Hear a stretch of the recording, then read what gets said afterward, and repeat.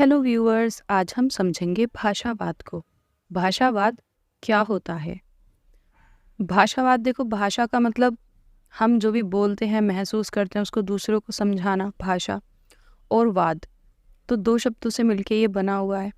तो भाषा के आधार पर खुद को अलग महसूस करना, अपनी भाषा को दूसरी भाषा के विरुद्ध पेश करना भाषावाद कहलाता है।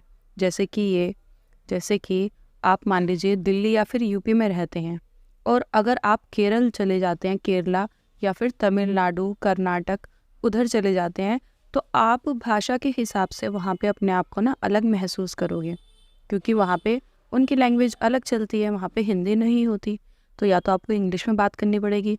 मतलब ये वहाँ पे हो आप इंडिया के अंदर ही, लेकिन फिर भी आपको भाषा के हिसाब से अलग महसूस होगा।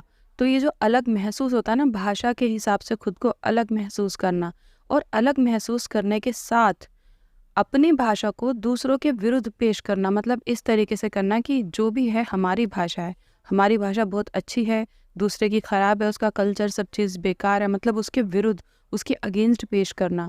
तो अपने आप को ज़्यादा अच्छा समझना भाषा के हिसाब से और दूसरों को बेकार, तो उस चीज़ को कहते हैं भाषावाद। और भारत में तो बहुत ज़्यादा है भाषावाद, क्योंकि भारत में लगभग हमारे देश में 1630 अलग अलग प्रकार की भाषाएं हैं और बोलियां अलग से हैं, वो इनमें प्लस भी नहीं की है, जिनमें से 22 भाषाओं को संविधान ने 8वीं अनुसूची में रख दिया है। अभी शायद एक दो भाषाएं अभी उसमें बढ़ाई भी गई हैं, अभी हाल फिलहाल में, मुझे याद नहीं। ठीक है, तो इतनी भाषाएं ऐसी हैं जो संविधान में हैं, और वैसे 1630 प्लस हैं और भी, क्योंकि बोलियां भी हैं अलग अलग। तो एक भाषा को बोलने वाले जो लोग होते हैं, वो एक ही आचार विचार और ज़्यादातर जो संस्कार होते हैं, जो संस्कृति होती है, उनकी एक ही होती है। फॉर एग्जाम्पल आप दिल्ली में लो या फिर यूपी में लो, वहाँ पे जैसे हिंदी बोलते हैं, तो वहाँ के जो मुस्लिम होंगे और वहाँ के जो हिंदू होंगे, जो क्रिश्चियन होंगे, वो सब ही क्या बोलेंगे? हिंदी बोलेंगे। तो उनका पहनावा जैसे कि सूट सलवार होगा, उनकी संस्कृति, बोली चाली का तरीका, विचार ज़्यादातर सब सेम हो जाते हैं, खान पान सेम हो जाता है। मैं हर चीज़ की सेम नहीं करी, ऐसे तो घर में दो लोग रहते हैं तो वो भी सेम नहीं होते, लेकिन काफ़ी हद तक सेम हो जाते हैं। फिर अगर आप दूसरे स्टेट में जाते हैं, मान लीजिए केरला में जाते हैं, तो वहाँ का आपको पहनावा, वहाँ का खान पान, सारी चीज़ें आपको अलग अलग नज़र आएंगी। तो ये चीज़ें होती हैं।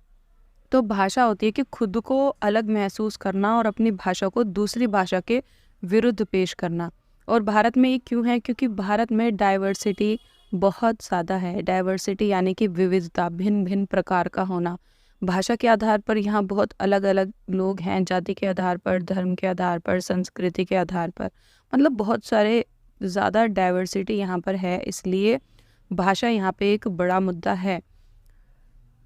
जब हमारे देश के पहले प्रधानमंत्री पंडित जवाहरलाल नेहरू बने थे, तो उन्होंने 1950 के दशक में उन्होंने सोचा था कि अगर हम, क्योंकि सब राज्य डिमांड कर रहे थे कि हमें भाषा के आधार पर अलग किया जाए, तो उन्होंने सोचा था कि अगर भाषा के हिसाब से सबको अलग अलग कर दिया जाएगा, तो ऐसा ना हो कि कल को देश के टुकड़े हो जाएं, ये अलग अपना स्टेट बना ले, अपने आप को देश बना ले, अलग ही अलग।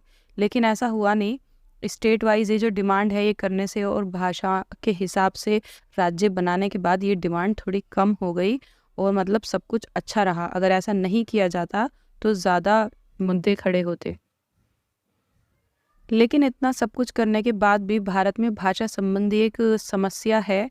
वो ये है कि चाहे जिस भी तरीके से सीमाएं खींची जाएं, जैसे कि मान लो भारत का नक्शा है, ठीक है, मुझे अच्छे से आता नहीं है, ऐसे ये भारत का नक्शा है, मैं रफली बना रही हूँ, तो किसी भी तरीके से राज्यों की सीमाएं खींची जाएं, लेकिन कुछ ना कुछ भाषाएं, अल्पसंख्यक भाषाएं ऐसी होंगी कि मान लो यहाँ से इन्होंने सीमा खींची कि यहाँ से यहाँ तक ये हिंदी भाषी लोग हैं, लेकिन उसमें थोड़े से दूसरे भाषा के लोग जाएंगे ही, जो वहाँ पे हल्ला मचाएंगे कि हमें इस भाषा में क्यों रख दिया गया।